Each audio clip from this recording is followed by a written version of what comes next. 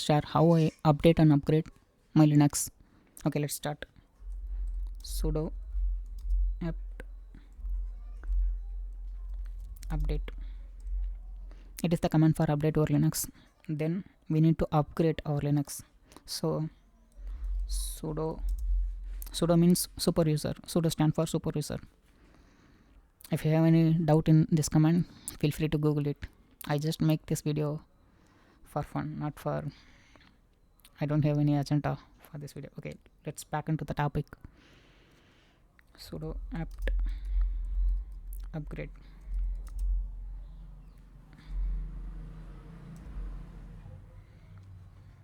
I already update my Linux, so it does not ask yes or no question while upgrading. Okay, let's clear our terminal. Okay, bye. Tata.